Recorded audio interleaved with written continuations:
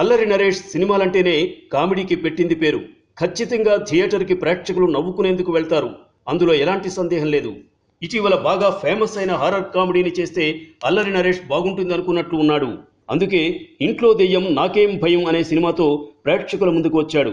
మరి అల్లరి నరేష్ ఇంట్లో ఈ దెయ్యం భయపెట్టిందా, కితకితలు పుట్టించి నవ్వించిందా అనేది తెలియాలంటే మనం రివ్యూలోకి వెళ్లాల్సిందే. కథ: తనికెళ్ల భరణి వాయిస్తో సినిమా స్టార్ట్ అవుతుంది.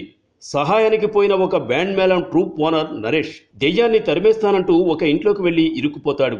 ఆ ఇంట్లో దెయ్యం ఉంటుంది. దానివల్ల నరేష్ ప్రేమించిన అమ్మాయికి దూరం అవుతాడు. ఇంట్లో ఉన్న దెయ్యానికి తన ప్రేమకి సంబంధం ఏంటి? అతను ఎందుకు తన ప్రేమని వదులుకోవలసి వచ్చింది? చివరికి నరేష్ ఇంట్లో ఉన్న దెయ్యం ఎవరు? ఇవన్నీ తెరపైనే చూడాలి.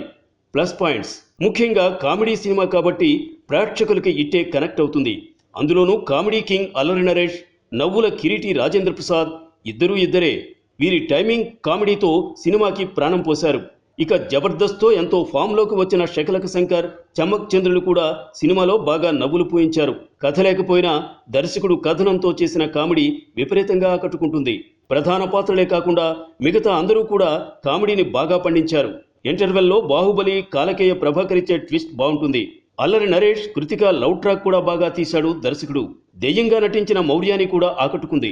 సినిమాలో sets, graphic works, background music, photography plus points. Minus points: అక్కడక్కడ పాటలు వస్తుంటే బోరుగా ఉంటుంది. ఇలాంటి సినిమాలకి సీరియస్ హారర్ యాక్షన్ చూపిస్తే బాగోదు, కానీ అది చూపించాలని తెగ తపన పడిపోయాడు దర్శకుడు. ఇక రెగ్యులర్గా ఉండే రొటీన్ సబ్జెక్ట్ లాగానే ఉంటుంది. కొత్తగా చూద్దామని ఎక్స్పెక్ట్ చేయకూడదు.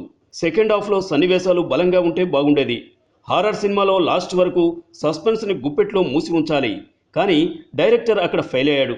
విశ్లేషణ: దృశ్యం సినిమాలో వెంకటేష్ కూతురుగా నటించిన కృతిక ఈ సినిమా ద్వారా హీరోయిన్ అయిందనే చెప్పాలి. కామెడీలో హారర్ని మిక్స్ చేసినా, హారర్లో కామెడీని మిక్స్ చేసినా పుట్టేది కామెడీనే.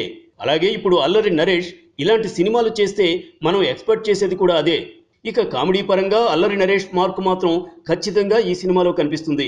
ఇటీవల జబర్దస్త్ కుళ్ళు జోకులతో విసిగిపోయిన మీ చెవులకి ఈ సినిమా చక్కని జోక్స్ను అందించే కామెడీ సినిమాగా వినిపిస్తుంది. దానికి మాత్రం ఖచ్చితంగా గ్యారంటీ ఇవ్వచ్చు. బాగా కామెడీ సినిమాలు ఇష్టపడేవారు ఈ సినిమాని చూసి బాగా ఎంజాయ్ చేయొచ్చు. జోక్ నీకు అర్థమైందా అని పక్కవాడిని అడగాల్సిన అవసరం లేదు. మనకి అర్థం కాకపోతే పక్క సీన్ వైపు తిరగాల్సిన పని లేదు. చక్కగా హ్యాపీగా నవ్వుకోవచ్చు. ఇక ఈ వీకెండ్ కొత్త సంవత్సరం కాబట్టి మీకు ఖాళీ ఉంటే ఈ సినిమా ధైర్యంగా చూడొచ్చు. మంచి మజా వస్తుంది.